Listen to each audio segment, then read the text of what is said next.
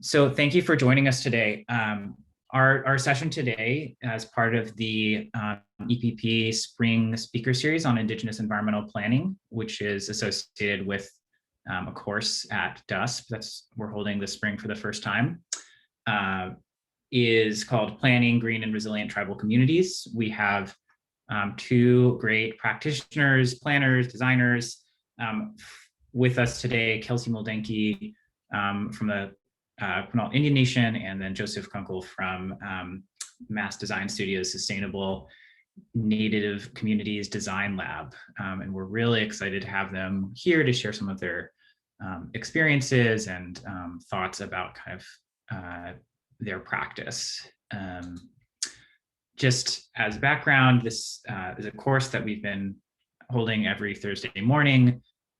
We actually have three faculty co-teaching the course: Larry Susskind from our department, Janelle Knox-Hayes from our department, and then Dr. Elizabeth Rule from George Washington University. So we have a full team. This is a statement about the course. So Indigenous planning predates, responds to, and directly reasserts itself against Western planning, a settler colonial toolkit that has perpetuated genocide and dispossessed Indigenous peoples of their land for natural resource extraction, development, and profit. What environmental challenges do contemporary Indigenous nations face? What are the historical roots of these challenges? And how can planning by, with, and for Indigenous peoples address these challenges? So the students over the course of the semester are engaging with these prompts via seminars, conversations with guest speakers like our speakers today, and then client projects with some of our amazing MIT Solve Indigenous Communities Fellows, including Dr. Ku Kahakalau and Eva Dawn Burke, as well as Leslie Jonas from the Native Land Conservancy here in Massachusetts. So they are working on their own practice and also learning simultaneously. Just wanted to give our land acknowledgement. So the teaching team acknowledges Indigenous peoples as the traditional. Osama, sorry, real quick, are you moving slides forward? Because I think we're still seeing the intro slide. Oh, yes.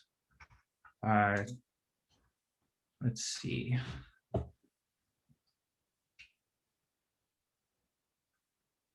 Can you see it now? There we go. Yeah. Okay. Let me just go back real quick. So yeah, so here's our course slide, our instructors, our statement of work, and then our land acknowledgement. The teaching team acknowledges Indigenous peoples as the traditional stewards of the land and the enduring relationship that exists between them and their traditional territories. The land which MIT occupies is the traditional unceded territory of the Wampanoag Nation and Massachusetts peoples. We acknowledge the painful history of genocide and forced occupation of these territories, as well as the ongoing processes of colonialism and dispossession in which we and our institution are implicated. Beyond the stolen territory which we physically occupy, MIT has long profited from the sale of federal lands granted by the Morrill Act, territories stolen from 82 tribes, including the Greater and Little Osage, Chippewa, and Omaha peoples. As we honor and respect the many diverse Indigenous people connected to this land from time immemorial, we seek to indigenize our institution and the field of planning, offer space, and leave Indigenous peoples in more empowered positions. And that's all my slides. Janelle, do you want to introduce our speakers today? Yeah, so it's my great pleasure to introduce our speakers, who I think are going to provide a wonderful insight into planning for Indigenous communities. So we have Mr. Kelsey Moldenke. He's an AICP and LEED certified planner and has worked for a tribal government and civil engineering, landscape architecture, and architecture firms in the USA and India. Mr. Moldenke is senior planner for the Quinault Indian Nation, handles long-term planning for the tribe, such as leading the Taholah Village Relocation effort, Relocation Master Plan. And this was awarded the 2017 Best Plan for Small Cities and Counties by the Washington Chapter of the American Planning Association and the Washington Governor's 2018 Smart Communities Award with the judge's merit. In his senior planner capacity, he interacts frequently with community members regarding their desires for development on the reservation, as well as mapping, current planning, and grant writing. He holds a BS in Planning and Development from the University of Southern California, and most importantly, a master's in city planning from MIT. So he's one of our wonderful alum and a real inspiration, I'm sure, to all of the students here on the call. And our second speaker, Mr. Joseph Kunkel, is a citizen of the Northern Cheyenne Nation. He's a principal at Mass Design Group. I believe we shared the website. There's some very inspiring work that Mr. Kunkel has done with his group. And the director of the Sustainable Native Communities Design Lab based in Santa Fe, New Mexico. As a community designer and educator, he's working on a growing portfolio of work in Indian country, focused on the research, design, and construction. Mr. Kunkel was awarded an Obama Foundation Fellowship for his work exploring transformational change that aligns with Indigenous values and honors the worldviews of Indigenous populations. As a 2019 Civil Society Fellow and a member of the Aspen Global Leadership Network, Mr. Kunkel is working towards developing lasting impact within American society, where Indigenous peoples have a seat at the table. He's a recipient of the Rauschenberg Seed Award, Creative Capital Award, and Enterprise Rose Fellowship. So thank you both for joining us, a very distinguished panel, and we're excited to hear from both of you. I think we've asked for short 20-minute presentations to start, and then we'll open it up to discussion with everyone here today. All right, Kelsey, would you like to start?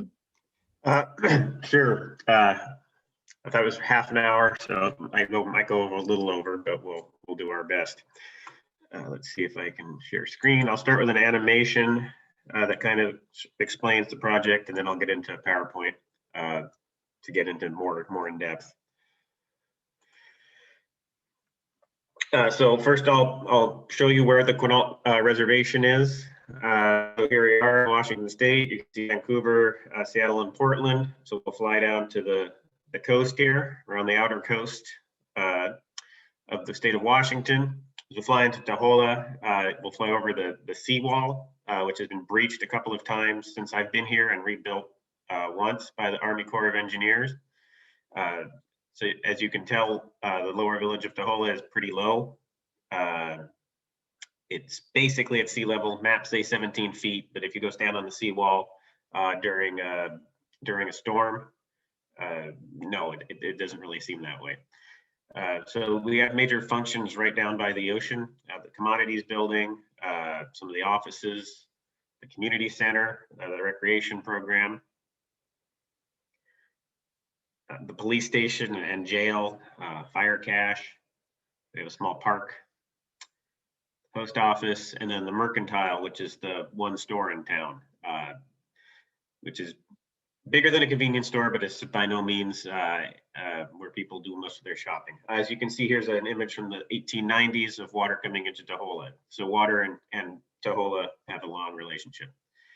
The fish house, where fishermen bring the fish that generally go to restaurants rather than being processed, and then the fitness center. So why are we looking to relocate? So again, here's the village, and in the case of a 9.2 earthquake, this is the projected tsunami. So as you can see, it'll take out the entire lower village. So the nation made the decision to move to higher ground. There's already some development up the hill already. That was done not as part of this effort, but just because there was no space in the lower village for building. So there's the administration building, the natural resources building. There's the wastewater treatment plant down the hill, which is still in the tsunami zone. There's the clinic. And then as we come out, this is the area that the future development will likely be proposed school, and then just 5-minute walk zones.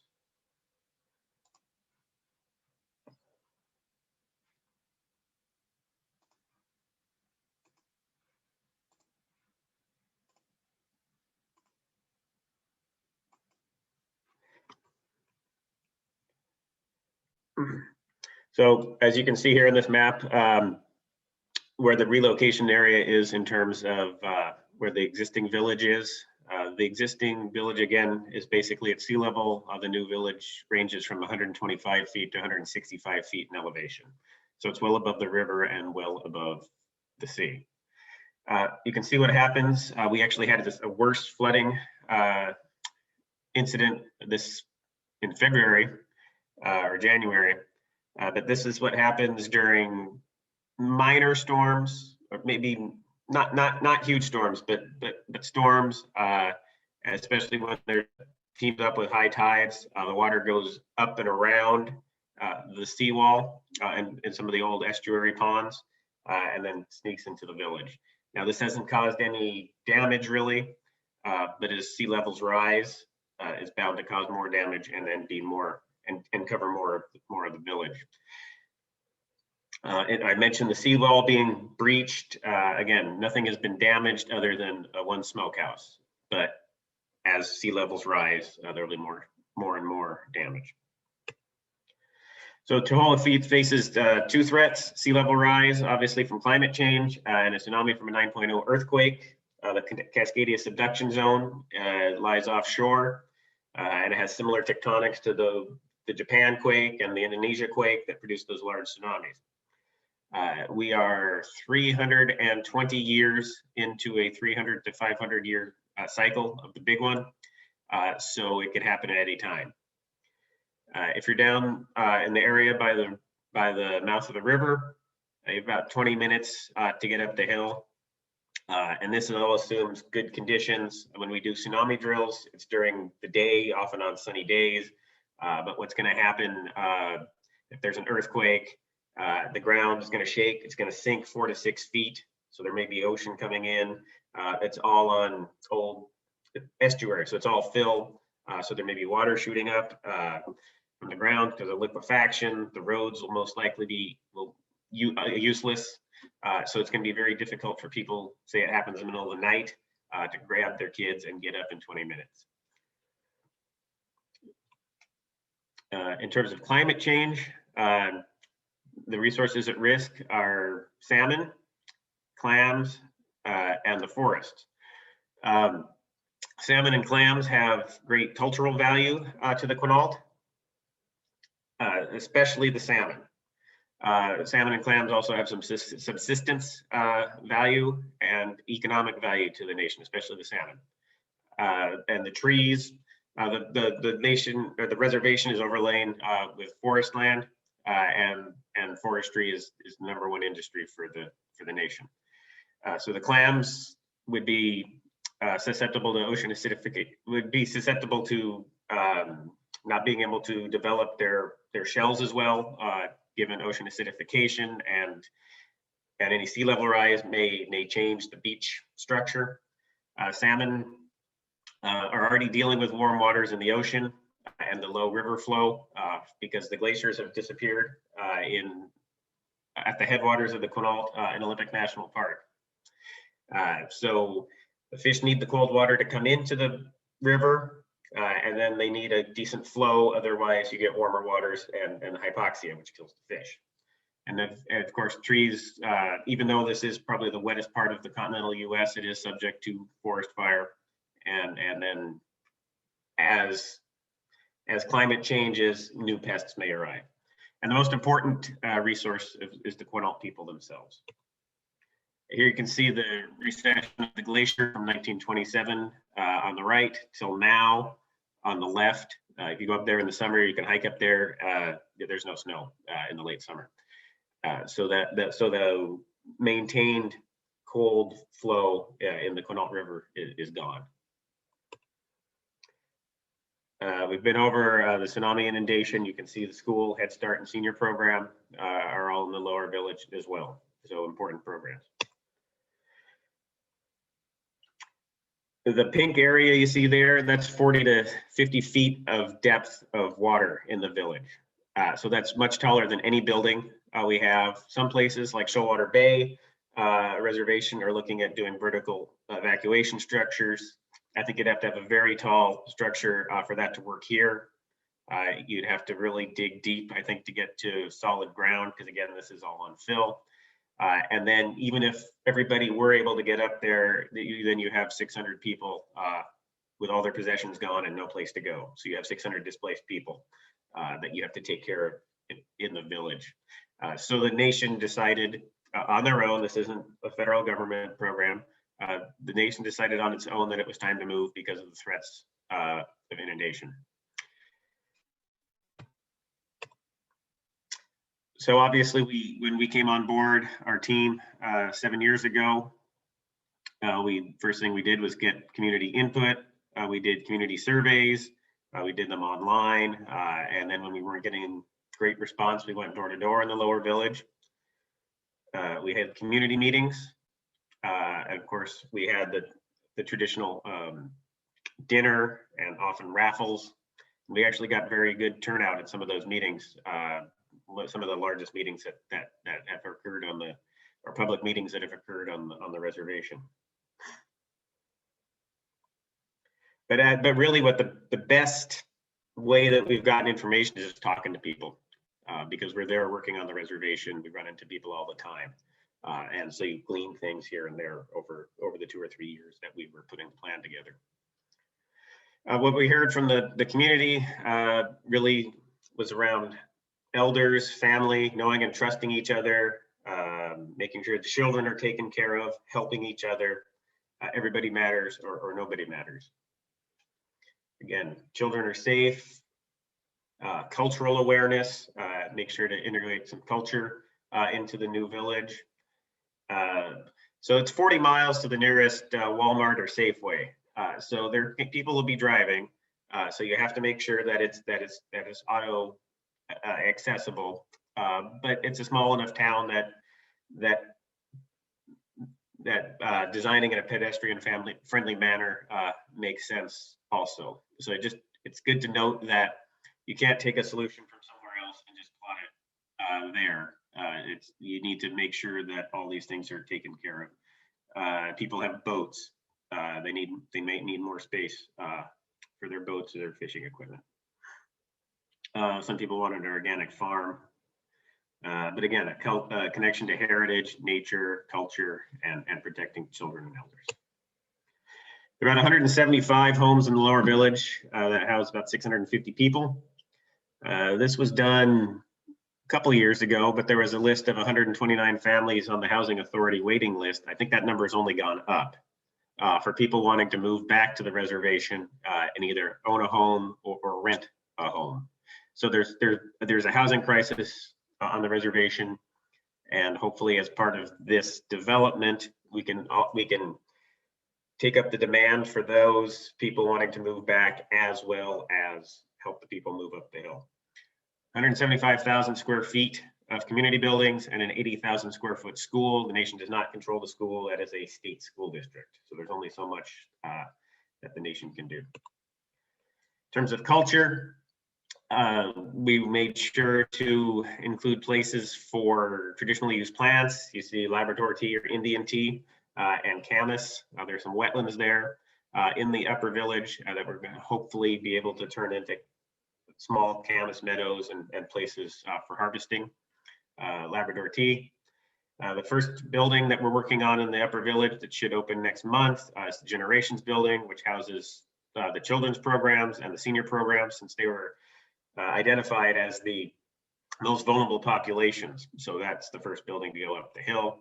We worked with an artist named Marvin Oliver of Quinault Heritage, and who's well known. He's a professor at the University of, or he was a professor at the University of Washington, and has had installations the world over. And so we worked with him on how do we integrate art into the building.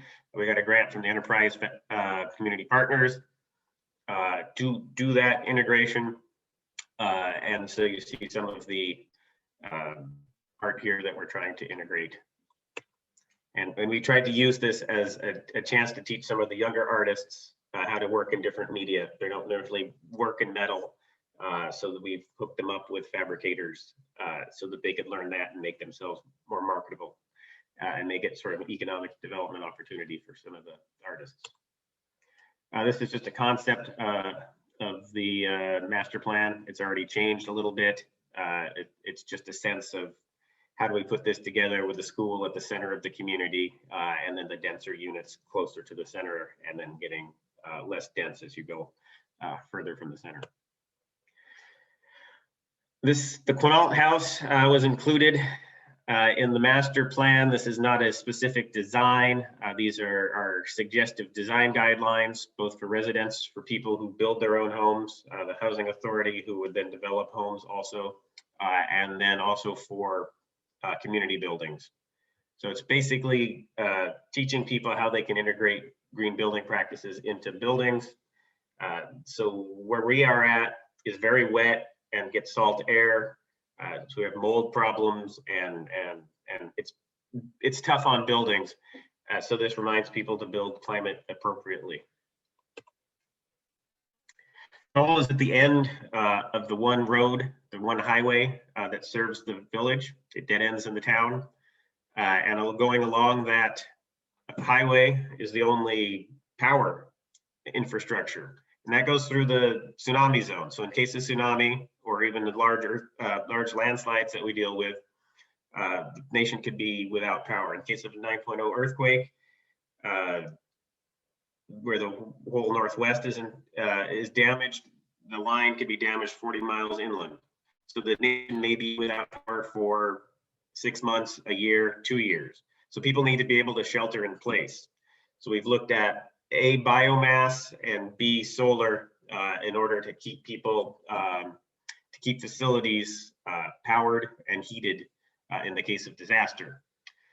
We have very wet wood on the Olympic Peninsula, so it was difficult originally to look at a biomass solution. We found one in Burns, Oregon that can take the wet wood. The wood that would be used would be left over from the timber operations. There's lots of slash.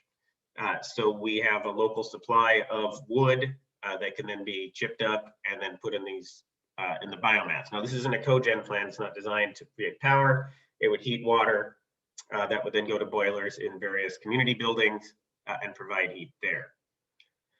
We have design for it.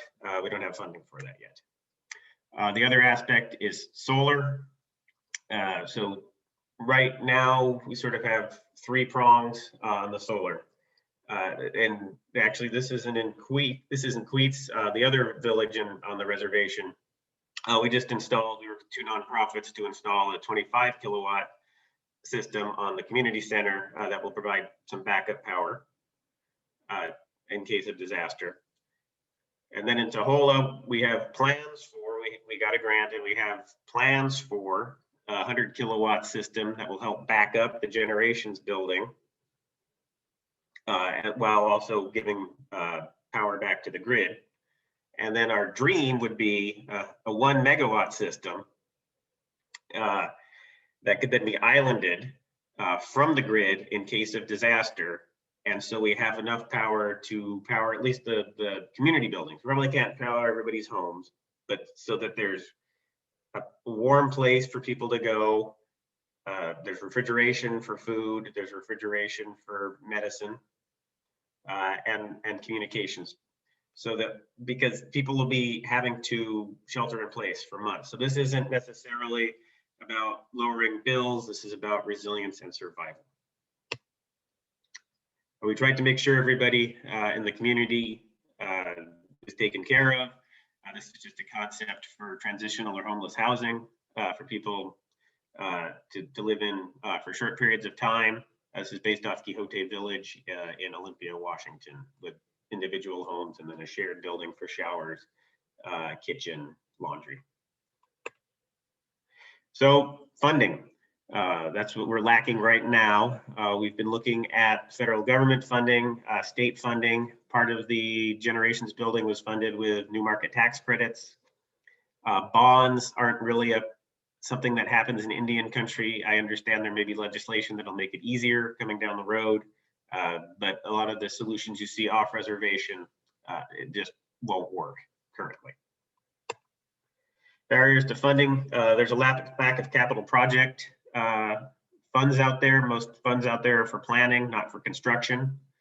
A lot of resilience efforts have been focused on places that have already had a disaster, say Superstorm Sandy or any of the hurricanes, and we're preparing for disaster. We know that's coming, but funding isn't really allocated that way, or efforts aren't really allocated that way. And in terms of urban focus, a lot of the efforts out there by NGOs and nonprofit groups, they focus on more on the urban areas, and some even have cutoffs of a town or a city has to be 50,000 people. Now, the area that's going to be most impacted by the big quake runs from Cape Flattery to Northern California, and there's no city of 50,000 people between the Golden Gate and Cape Flattery. So there's this whole tsunami, people wouldn't be having that kind of preparation or that training because of the urban focus. This is a very costly project with many aspects. It's hard to zero down on one funding source. I mean, there's power, there's housing, there's infrastructure, and it's just not, the system's just not set up to do that. People fund one thing or another. It's all very siloed. And so trying to put a package together is very difficult. There's some sovereignty issues with FEMA money. I mean, you get money from FEMA and they tell you what you can and can't do with the land. So Indian tribes may not be as enthusiastic to take that money because then they sort of have less control of their land. Again, strings attached with money like the FEMA money, HUD money. It's more about the affordable housing. We're trying to do a mixed income neighborhood. So it's difficult, and HUD funds don't mix with Indian Health Service funds. So if you have housing and then you have infrastructure, sewer and water, it's a tough, it's not the easiest thing to put together. A lot of the grants look for different things. If we're trying to build roads, so hey, let's go to the Department of Transportation, but their goals are lowering traffic accidents and improving commute times and freight times. That doesn't match up with what we need. As I mentioned, bonds aren't really an option at this time, and nor is reinsurance.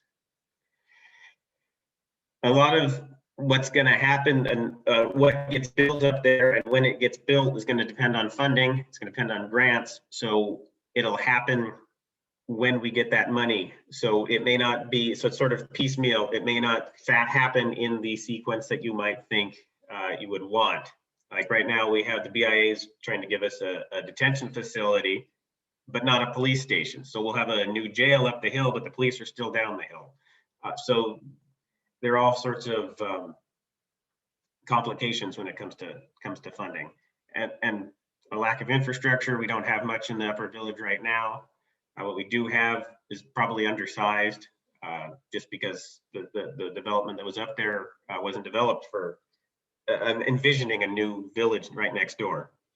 And the tribe has so many needs, has so many things to take their attention. I mean, it's a small community, but it's a sovereign nation, so it has to deal with issues that states, and counties, and cities all deal with, even though their population is only 3,000 people. So they're dealing with health, they're dealing with natural resources. So this sort of can get lost in the mix. We've worked with federal agencies. The U.S. Army Corps of Engineers came out and ran an exercise that looked at what would happen if we had a disaster. How should we treat the sewer treatment plant?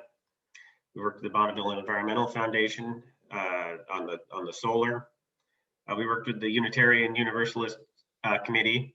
They had a big convening of people from the South Pacific, Louisiana, Alaska, and Quinault to try and get everybody to communicate and start dialogues.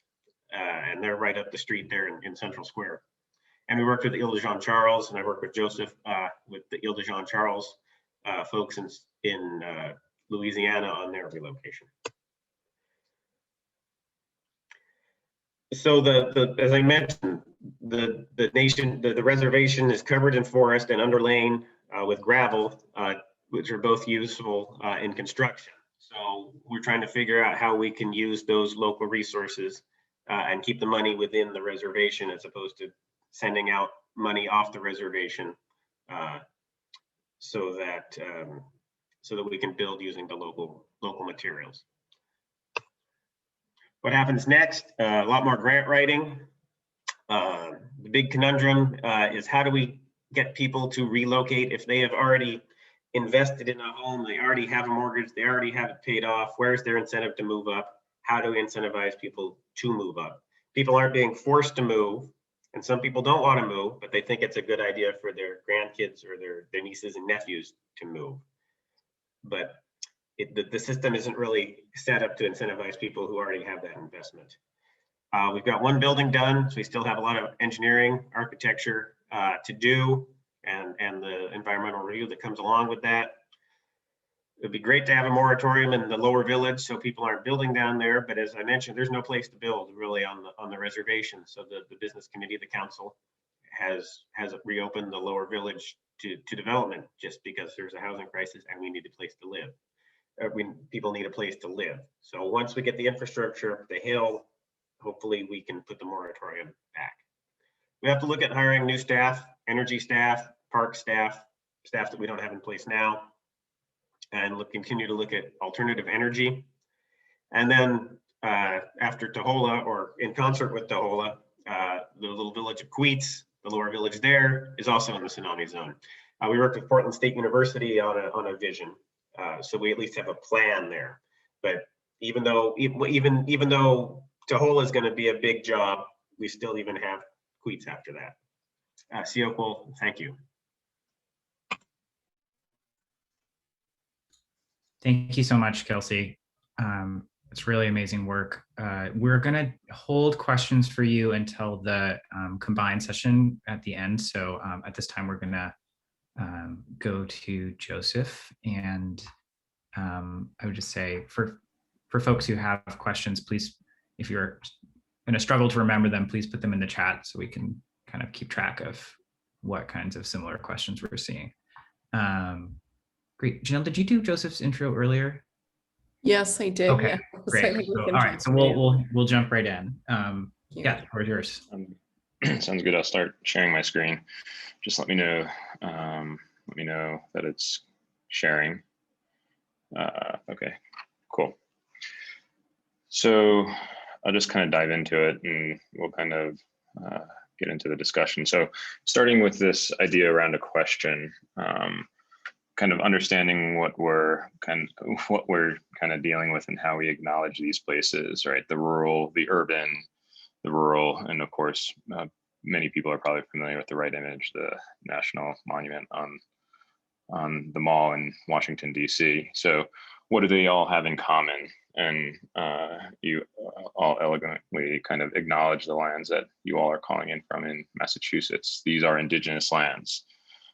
These lands are where we practice our cultures. We celebrate the kind of places that we're coming from. This is Indian country. This is also Indian country, right? The housing that doesn't necessarily represent community, culture, or place. It's a kind of an absence of what these lands hold. This is also Indian country, Manhattan Island, some might say, the kind of financial capital of the world. These are kind of Indian lands, tribal lands, indigenous lands. And of course, the national capital of the United States, Washington, D.C., these are also indigenous lands, the home of the Piscataway tribe, who are not a federally recognized tribe, even though this is our nation's capital. And so acknowledging these lands, I think, is important to kind of think about how we, as designers, planners, architects, engineers, kind of think about the built environment, think about ways in which we kind of celebrate these kind of spaces. And of course, where I'm calling you in from today is also Indian country. I acknowledge with gratitude the Oge-Poge, the original Tewa name for Santa Fe, which means white shell water place, on whose unceded traditional territories I call you in from. We honor these people past, present, and future, along with the many other indigenous peoples who inhabited, continue to inhabit, and hold sacred and steward these lands. And while I'm not indigenous to the lands I'm calling you in from, I'm a citizen of the Northern Cheyenne Nation, which is currently located in what is now southeastern Montana. So that connection to place, that connection to community, I think is really important, as I said, when we think about architecture, when we think about planning, design, the built and unbuilt environments. So these are native lands. The connection to these lands are kind of why we're here, and that kind of, so why are we here? And kind of lifting up this this kind of idea around architecture is never neutral. It either heals or hurts. Kind of our mission at Mass is to research, build, and advocate for design that promotes health, justice, and human dignity. And we do that in the work that we do every day. Kind of going back to kind of the issues that we face in Indian country, 33% of Indian country lives in poverty versus the national average of about 12.5%. On any given day, 90,000 are homeless. There's an immediate need of 200,000 units of housing. And this was a study that was done almost a little over 5 years ago, and is in need to be done again to kind of understand the current needs, the current kind of crisis that we see ourselves in. On any given day, when we kind of think about the dollars that we have access to through the Indian Housing Block Grant, which most federally recognized tribes use to kind of build their housing stock, it's about 653 million, give or take. Previous year, 674. And this kind of goes up and down with the federal budget, right? The congressional budget kind of outlines how we allocate the Indian Housing Block Grant, the Indian Community Development Block Grant, NAHASDA in general, the Native American Self-Determination Assistance and Housing Act. And so how do we kind of leverage policy as we kind of think about planning, as we think about design, as we think about construction? I think that the kind of understanding these numbers are kind of crucial to be kind of wrapping our heads around as designers, planners, builders. If we were to kind of think about inflation, this number would be closer to 900 million, right? But yet we haven't kind of got to that point yet. If we were to kind of think about the 574 federally recognized tribes, divide that $653 million number up 574 different times, it'd be about $1.15 million per year per tribe. And while I understand we don't allocate our Indian Housing Block Grant evenly amongst all tribal nations, this is just kind of a quick kind of gut check that if we were to just kind of think about it and split it up evenly, $1.1 million per tribe, even for some of the smallest tribes, that's about 3 homes per year per tribe from a new construction standpoint, the rest going towards administration, keeping up current housing stock. So really trying to understand the current needs within Indian country. And that's not even kind of talking about ways in which we're thinking about design, construction, sustainability, and so on. So like I was saying, under kind of these current standards, it would take about 117 to 120 years to solve the housing crisis if we were to solely rely on the federal government. And so this is where I think we really need to be thinking critically about how are we leveraging federal funds? How are we thinking about new design processes, new ways about planning and kind of engineering new systems, designing new systems into how we think about community development and so on. And this is where maybe philanthropy comes into play, private capital, debt capital, all kind of resources that we haven't fully kind of understood on tribal lands to any extent.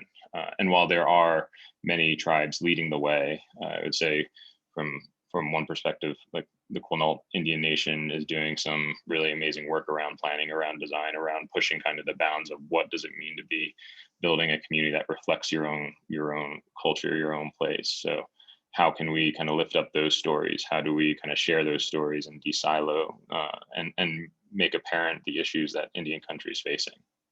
Because if we don't, we're going to continue to get housing that doesn't reflect community, culture, or place, housing that is placeless in many ways. So the question is not what is the cost of architecture, but what is the cost of not having architecture? What is the cost of not having planning or engineering professionals working in these spaces? So in many ways, and that's a quote from Paul Farmer, founder of Partners in Health, who was one of Mass's early partners in the Bataro Hospital in Rwanda, one of our kind of first projects. And I would say below the image on the bottom right is a project that I worked on when I first moved out to New Mexico.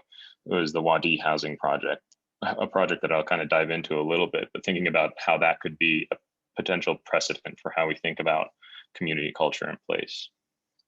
So this idea of placelessness will inevitably become apparent or part of the narrative if we're not thinking more holistically or kind of more crucially about how we think about construction, design, planning, so on.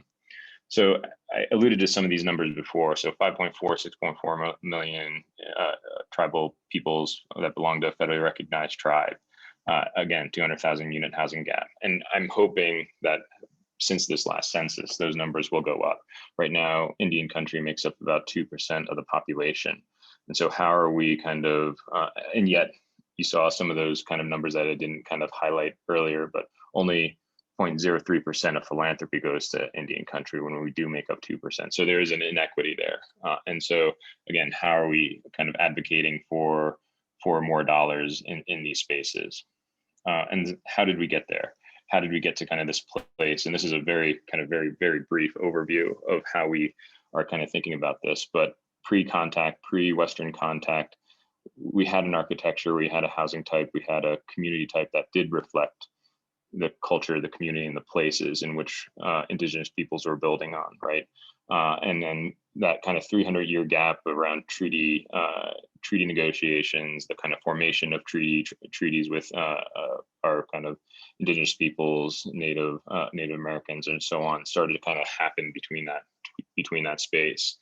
And then once the kind of federal government came into play, or the United States federal government, some of the kind of negative aspects of those kind of treaty relationships, the Dawes Act, the Indian Reorganization Act, the Indian Relocation Act, the 1937 Housing Act, which inevitably created the Department of Housing and Urban Development as a kind of developer in Indian country. And so this kind of, this about 100 years of a little over 100 years of kind of federal policy that kind of put us into what we see as, or what we coin as HUD housing. That kind of moving forward into the early 90s, I think policy started to kind of reflect self-determination and how we thought about self-determination. The kind of the HUD Section 184 loan guarantee program, or the HUD 184 loan product, which basically allows Native Americans, people that belong to federally recognized tribes, to kind of access debt capital, or your kind of traditional mortgage. In 1996, with the passing of NAHASDA, the Native American Housing and Self-Determination Housing Act, basically allowed tribes to kind of self-determine what they're housing and how they spend their federal dollars. Moving forward with the kind of the Hearth Act, or the Helping Expedite and Advance Responsible Tribal Home Ownership Act, this ability to kind of not only allow BIA to kind of set leasing terms or understand how to create leases on tribal lands, but allow tribes to be in control of how they organize and record leases on federal trust lands, became a pivotal moment to kind of push forward how tribes kind of understand their own land planning. And yet today still, we kind of experience this 200,000 unit housing gap. And so this idea around what is policy doing, and how are we leveraging policy, how are we leveraging capital, how are we kind of thinking about the role of design in this process, I think is really, really crucial to kind of understand and understand where we can make impacts kind of within the built environment. So I'm going to jump really quickly into one of the kind of case studies, one of the projects that I worked on early on in 2013 through kind of 2016, to kind of understand, well, as a designer, as a planner, how are we kind of thinking about the Piwa Pueblo, or Santo Domingo Pueblo, also known as Santo Domingo Pueblo, which is located about 20-30 minutes south of Santa Fe. And when I arrived here after a few years out of graduate school, trying to understand how can we kind of think of this as one place? How can we think about the ways in which planning, architecture, and the built environment can come together? We were very fortunate enough to have some seed funding from the National Endowments for the Arts through an Our Town grant to do some master planning, to do some kind of connecting the dots, understanding where the kind of historic village was in relationship to new development, in relationship to the Route 25 or old Route 66 corridor that connects Santa Fe to Albuquerque, and how we could leverage that. And so that's where we started to understand the kind of potential or the power of design, right? Early on in that kind of planning process, we had a lot of ability to kind of influence ways in which design could have holistic impact. As kind of you get closer and closer to construction, the ability to understand the potential around design becomes less influential, right? Once you start going into construction, once you have set that contract in play, the ability to kind of influence the project becomes less and less. So early on, we were very fortunate enough to have the funding to kind of set those tones early on in the project. We also worked with local tribal youth. Like I said, I'm a citizen of the Relocation Indian Nation. I'm not from this place. My ancestors are not from this place. Yet these youth understand their culture. They understand their language. Keres is spoken at a high percentage. Over 60–70% of youth speak Keres, the kind of local language, as their first language. And so the ability to communicate with elders, the ability to communicate with their parents in their own traditional language was a way for me to connect to the community. It was also a way for me to kind of transfer my kind of architectural knowledge to them so that they could understand what we were trying to do. It was a way of kind of creating and bridging cultures in many ways. And from a kind of sustainability standpoint, like how do you sustain one's culture? How do you kind of think about place, and kind of using and leveraging youth as a kind of a modes of translation became really crucial. We walked the village, this place, understanding the architecture, the construction types, being in conversation, and so on. So, and kind of teaching these youth how to kind of understand GIS systems, drafting CAD systems, kind of work off these computers, and understand how to kind of translate that information from an architectural standpoint to a Kiowa standpoint.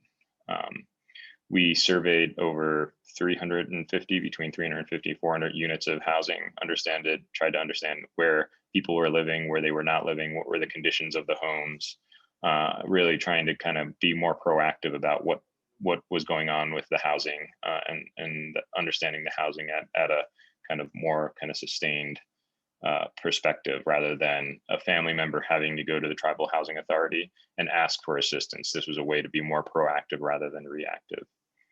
And during this time, we started to really understand the significance around what was deemed historic and what was deemed not historic. The kind of blue boundary line is the National Historic Preservation Boundary, which is basically placed by the federal government, a random box, which we see all over the Southwest with many of the Pueblo communities, but a box that basically deems what's inside the box is historic and worth preserving. What's outside that box is deemed maybe not historic. And that's the federal government deciding that. Well, through this survey process and understanding the community and working with the community, we started to maybe redesignate what that boundary could be, and defining what was historic from a community standpoint, and how do you kind of sustain that over time, and where do those investment dollars then go if they're coming from the federal government, and how do you leverage them more appropriately? And these are just kind of archival photos going back and trying to understand how the village grew over time, and some of the kind of diagramming that we ended up doing to understand what was in good condition, poor condition, extremely poor condition, so on and so forth, what were community buildings, what were not. And so when we were working with this, we started to realize that we were creating this network of partnerships to kind of share knowledge, scale outcomes, and create the community impact that we wanted to, that we're aiming to create. We were kind of bridging and connecting the practice, which includes builders, architects, engineers, developers, with federal government, with academia, with philanthropy, and really ensuring that tribal programs, tribal youth, tribal healthcare, tribal elders, government, and council were part of those conversations. So trying to really understand where these complex conversations were happening in ways in which either the tribe and their tribal programs was or wasn't engaging, and how can we as kind of the connectors connect those dots. And this is, I think, again, the power of design. We were able to have these early conversations. We were able to kind of see where those dots could connect. And while maybe at the point in time we weren't physically designing or planning buildings or communities, we were designing systems that would hopefully unlock the potential to kind of impact the built environment, which I think myself and my colleagues thought was kind of the path forward. So kind of knowing your population, knowing your audience and who you're working with became very crucial for the kind of success of the work that we were doing at Santo Domingo. And then also knowing the funding dollars that we had access to or potential access to and how they could be leveraged became important. And this kind of started to define principles and goals, this notion around community as architect of their own vision, this idea around a vision as a long-term commitment to change. It's not just about tribal leaders pushing forward a vision, but instilling that vision within the community, engaging with the community to understand that kind of clarity and potential of place, and ensuring that there's participation from all scales of the community, from tribal youth through the tribal elders. And so we had surveys with tribal youth and to understand what they wanted to see and wanted to kind of connect also with tribal elders. So this notion around designing with community helps to create equitable equality and positive social change was important. I underscore with, because we as design professionals were not designing for. We were designing with community, and that helped to define what was possible, right? And empowering the community to be part of that process. We brought a design process. We kind of understand the kind of built spaces, the built environment from a kind of a professional standpoint, and they know their community inherently from a cultural standpoint. So how do we bridge those places? And this idea around leveraging the past. This is kind of an old image. If you Google Santo Domingo, you could find some of these old images. And this is kind of a dense environment, right? We can liken this to an urban environment. And so how does this kind of influence the ways in which we think about planning, the way that we think about new housing developments, new community developments? That density wasn't replicated or wasn't thought about when NAHASDA was passed and new housing developments were put into action. You got the kind of typical subdivision, one house on a quarter-acre lot. You're kind of with your quote unquote white picket fence, and that was a very Western response to housing. It didn't reflect this place. And so if we were going to build new housing, if we were going to think about new housing, in what ways does this influence how we think about the kind of future Santo Domingo housing typology? And we kind of drew from that. We weren't going to copy paste the village, knowing about its historic significance, but ways in which we could replicate that and allow this to influence how we thought about kind of planning and so on. So this idea around thinking about the future and by engaging and kind of talking to community members and sketching very early, we knew that it was going to be a dense attached type housing, 1-2 story housing that was not all about the car, that was about walking from point A to point B and really connecting those dots. We also learned through listening to the community what was important. And this is Robert Tenario, a well-known potter from Santo Domingo.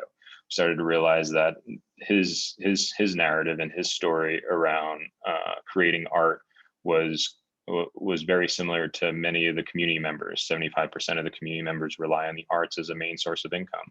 So as architects, planners, designers, how are we responding to their needs? And ensuring that we were designing spaces within the house, within the home, for them to continue practicing their artwork. And so early on sketches allowed us to really understand that it was really necessary for every affordable housing unit to have associated with it an art studio, or what we were coining like a storage unit for financial reasons, or to kind of put together the performa and so on. So this kind of 60 unit development, after we did all our kind of number crunching, became a 41 unit housing development with 1, 2, 3, and 4 bedroom units. Every one of those 41 units has a kind of storage shed that kind of has light and air and electricity to allow them to practice their artwork. One thing I forgot to mention is that this development, while rural, is connected to the rail runner, which is a heavy commuter rail that connects Santa Fe to Albuquerque. And it's fortunate enough that Santo Domingo was able to kind of place a stop for the rail runner on the Pueblo, on the reservation. And this stop is about a 5-minute walk to the furthest unit. And so what does it mean to be thinking about public transportation in a rural setting? What does it mean to be creating a rural transit-oriented development for those that need to access the art markets in Santa Fe and Albuquerque, for those that want to be accessing the University of New Mexico for education or the Santa Fe Indian School? And then maybe long-term, vice versa, what does it mean to be bringing outsiders in to kind of be spending and understanding this place as a culturally significant place? And we were able to get about $2.5 million to renovate this trading post from the Economic Development Administration. And so could that potentially be a point of sale, a way for people to kind of spend money on the Pueblo? So thinking about rural economies as well. And so it wasn't just about thinking about this housing development, but holistically, how are we connecting the community? How are we connecting the community to one another? And these are just some images of the final development. We, as part of the qualified allocation plan, that kind of helped fund this through the low-income housing tax credit, we were able to kind of certify this as enterprise green communities, an affordable green housing standard that allowed us to kind of think about this project from a sustainability standpoint, and really that lifted up their values from a sustainability standpoint, right? And here are some of the single units. This is right after construction, so still the landscape is still kind of coming into its own. And a community center, so 41 units, a community center, that kind of a daycare, a warming kitchen, a multi-purpose space. So really thinking of this place as a kind of a community within itself. And then of course, being able to kind of practice your own art. This is an artisan making he/she or kind of necklaces. And one thing I did leave out too is that early on in that engagement process, we realized that those that were making art, some grinding shells, creating kind of pollutants in the air, that was kind of contributing to a bad indoor air quality. Many of the times these artisans were creating on their dining room table or in the kitchen, and that was contributing to kind of bad respiratory issues that we were seeing in the population. So we had an opportunity to really think critically about where could these units be placed, and do it right from the beginning. And that's, again, kind of integrating these ideas early on into the planning process became really, really crucial.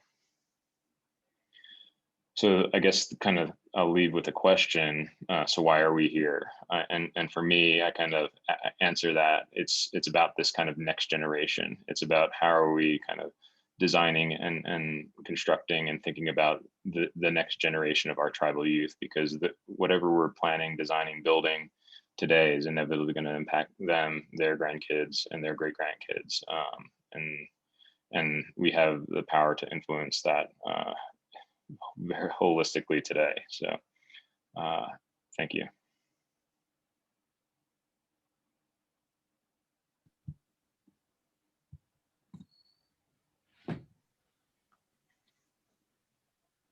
Thank you so much to both of you. I think we could just all give it up. That was really just a really incredible combination to hear you together. Wow.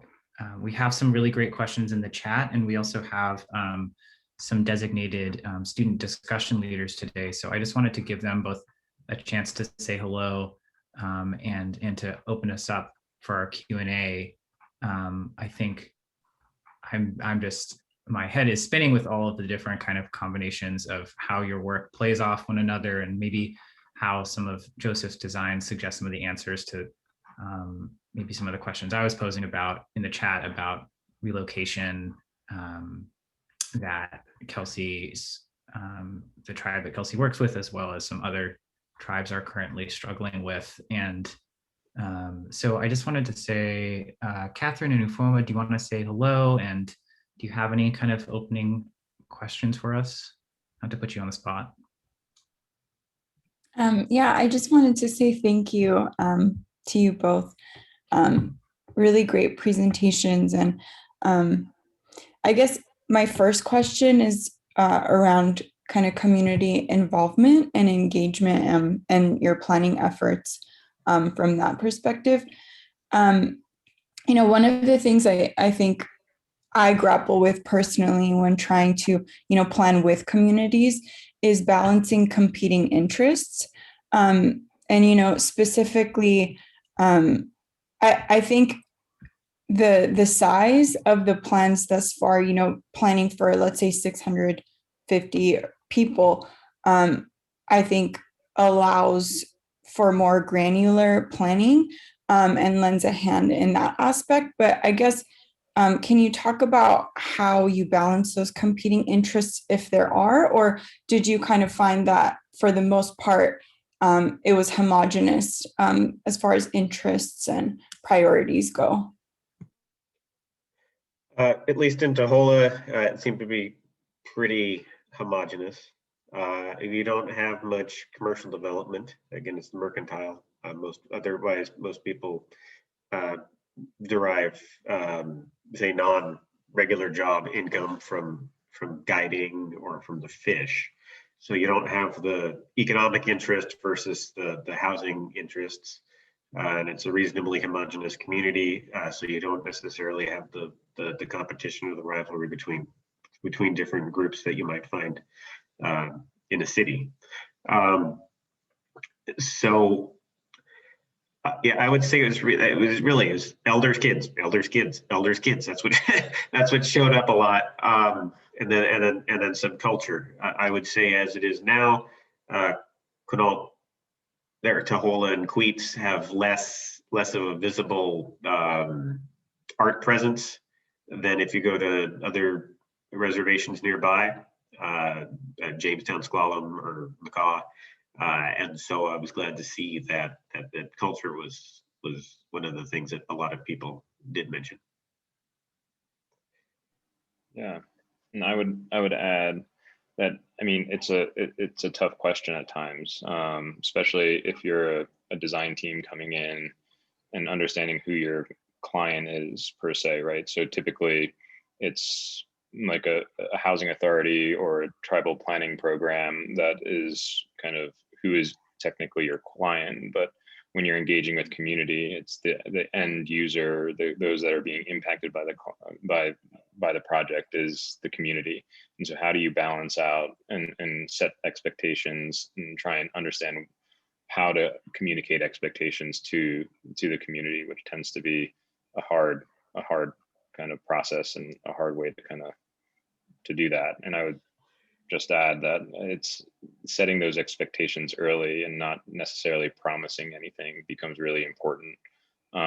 But hopefully developing some sort of relationship between the client, the housing authority, tribal council, the board, and looking to this as a potential opportunity for long-term impact. And hopefully through that community engagement, you're empowering the community members to lean on the client and to kind of maybe push in a way that this process, this engagement process is a priority or a way of thinking about long-term change within the community.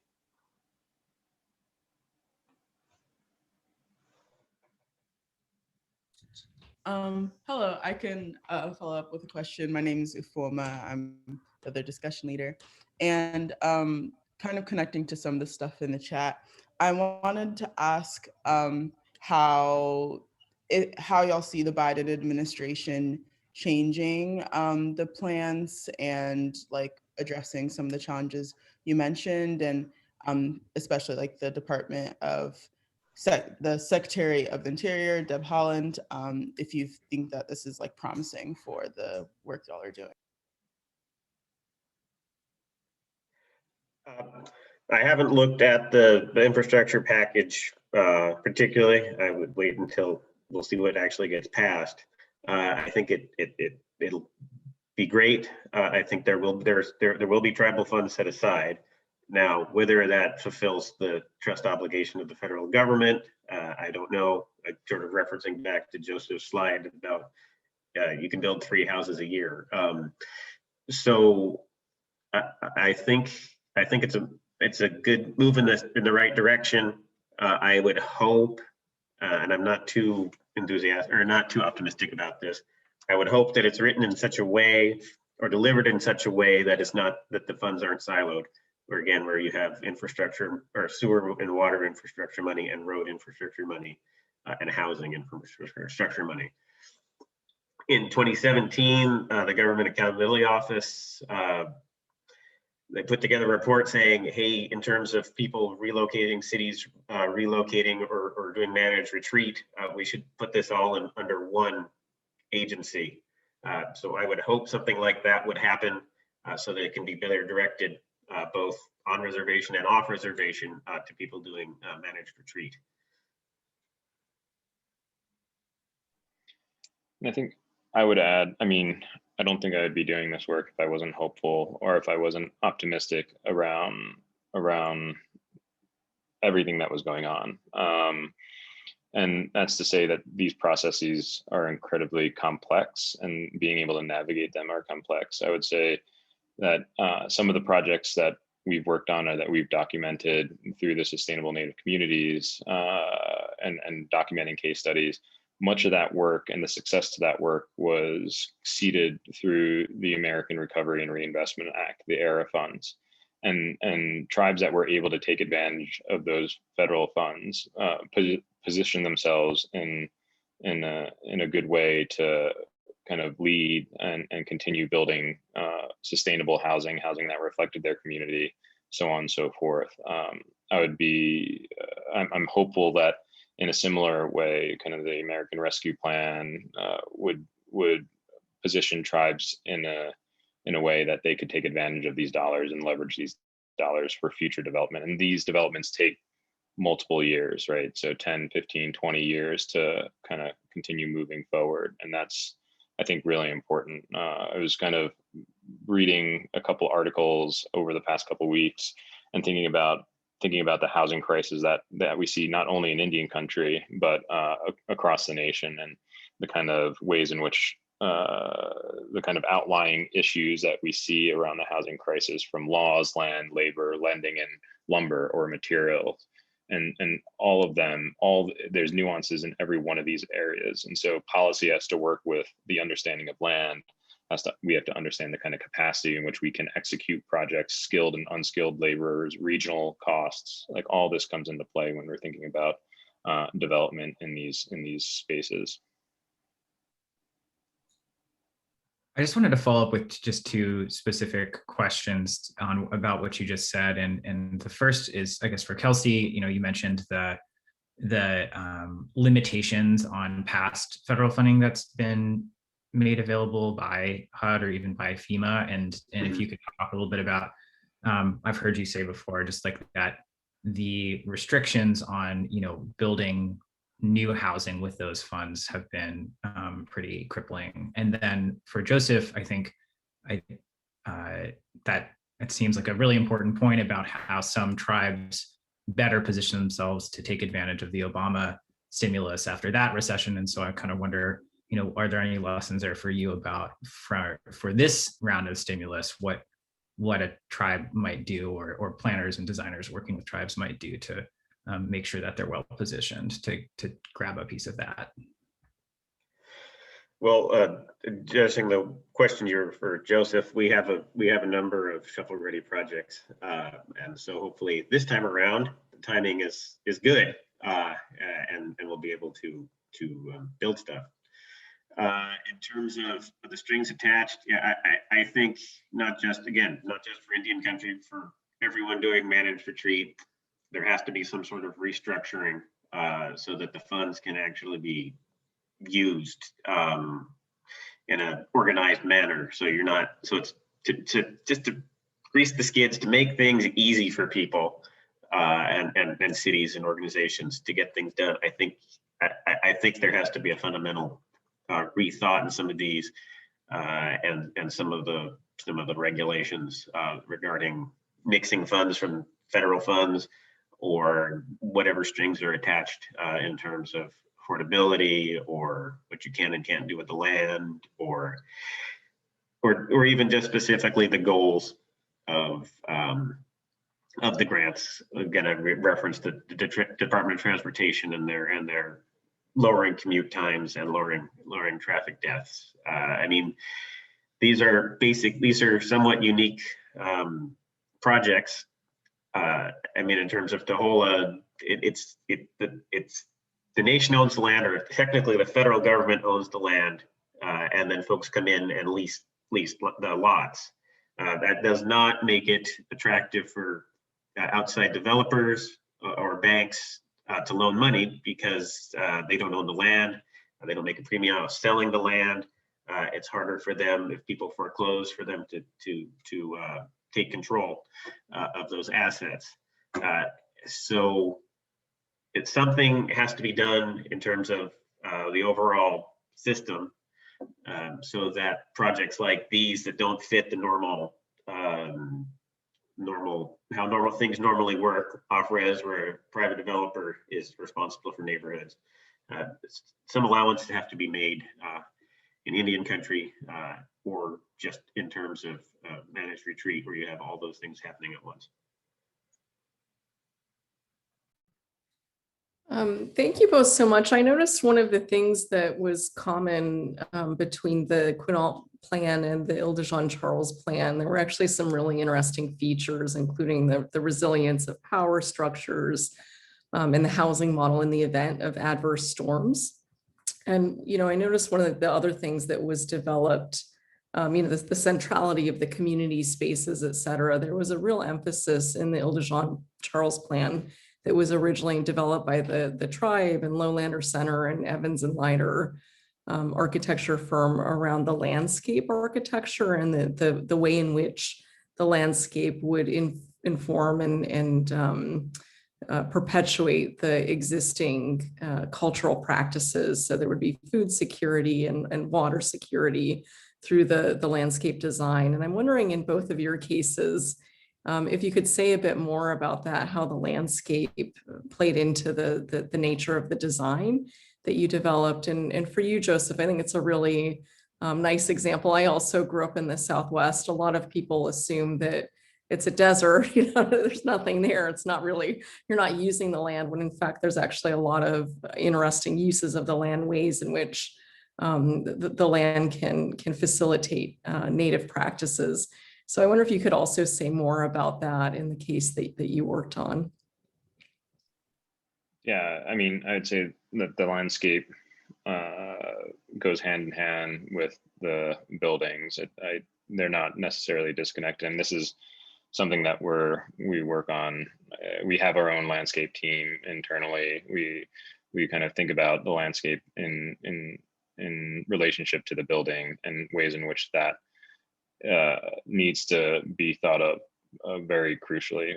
One of the things that we have kind of developed is kind of a One Health process, ways in which we are thinking holistically about the kind of land, the plan, the architecture, some of the work that we've been doing in Rwanda around the RICA, or the Rwandan Institute for Conservation Agriculture, is really thinking crucially about how are we thinking about regenerative landscapes in ways in which they're kind of carbon positive ways to be building, and thinking more critically about ways in which we as architects, planners, and designers can be impacting the land holistically. And I think those same principles reflect in the work that we do here in Indian country, and going back and forth.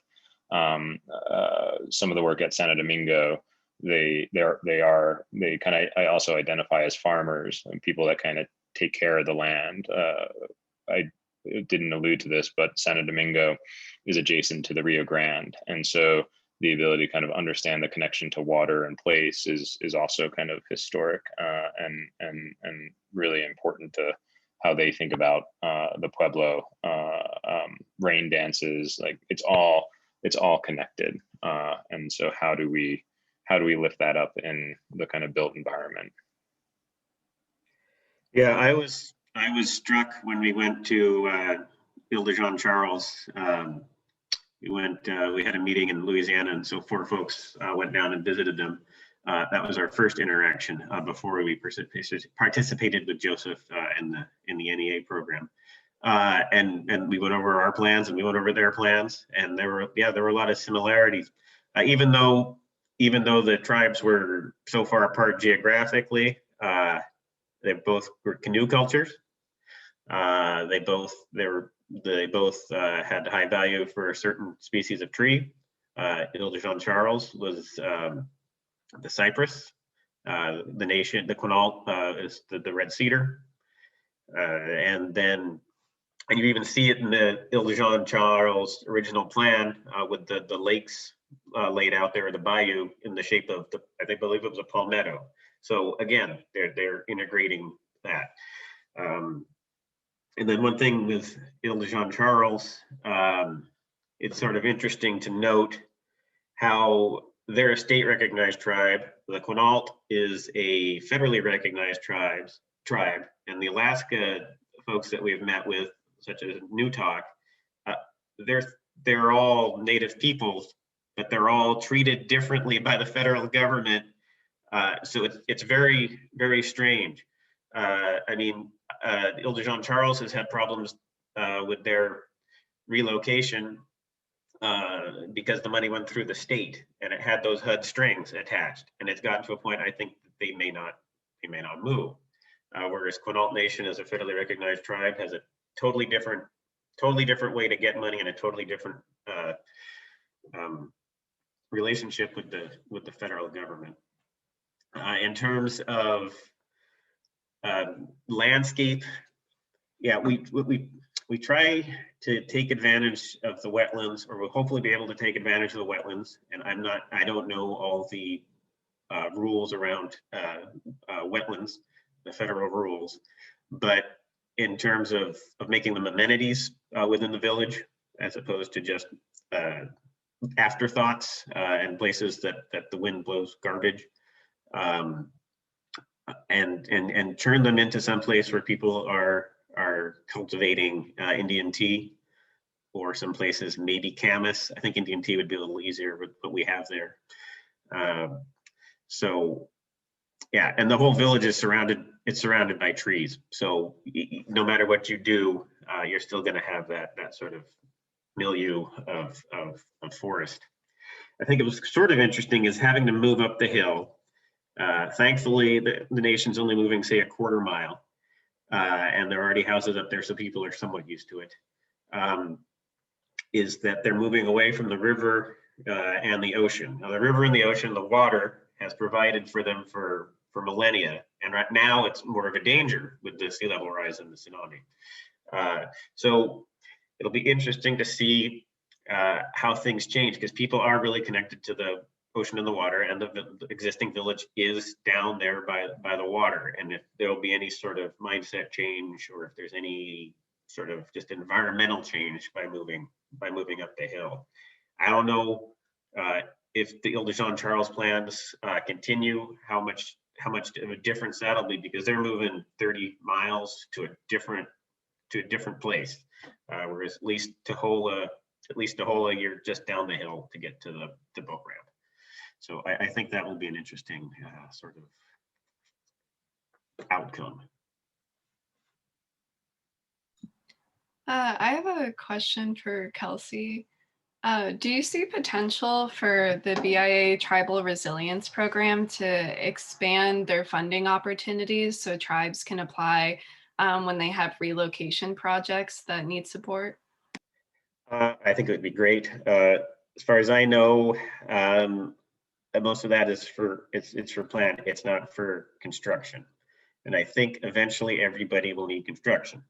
And it's not just Quinault. Shoalwater Bay, about 30 miles south of Quinault, is looking to move Quinault to the north, Hoh River, and then a lot of the folks on the Arctic Ocean, or not the Arctic Ocean, the Bering Sea, in Alaska are looking to move, and some of them really need to move because they are literally falling into the ocean right now.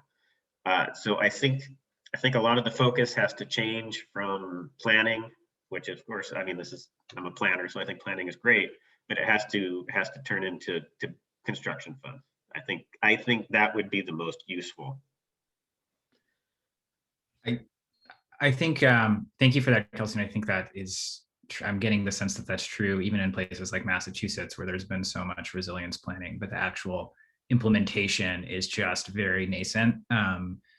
I want to chain maybe one of my questions with Devin's question, which I think is great. We've got some real affordable housing brains on the call, and it sounds like, so with both the Ile de Jean Charles and the Taholah Village Plan, that both, with the kind of diaspora of tribal members leaving the actual territories or the village over time, a lot of that is due to the lack of safe and affordable housing. And so I'm wondering if you'd agree that that's kind of maybe a key critical shortage. It sounds like it is. And then what are some of the other primary barriers to really treating these as more of like a reconvening of folks who have left over time, like you said, versus like what are the things that you think would help them be able to come back and also stay and do well?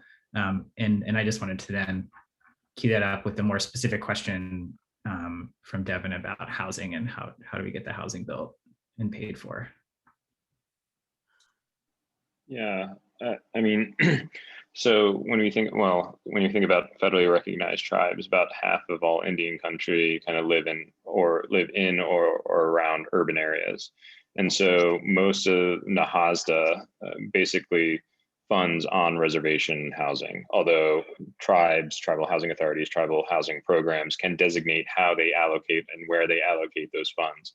Typically, tribes tend to allocate their funds on reservation. So, but there is a really good case example in Portland where multiple tribes, the Selech tribe is actually taking their Nahasda funding and investing into the city of Portland. And so ways in which they are providing housing to their urban Indian populations in and around the city of Portland, which is pretty innovative. And so that's a different way that they're using Nahasda and leveraging that with actually the low income housing tax credit, which is pretty powerful. And I would say that we need to be more creative and inventive in how we use federal funds. If we're going to continue using federal funds solely for just the construction of housing, we're never going to tip the way in which we construct. We need to be able to kind of access more debt capital and create arguments for why traditional ways of financing needs to kind of find its way into this space. Kind of just a kind of stat around the HUD 184 loan product. It is the natives are probably the safest population to be investing in because they have the lowest default rate,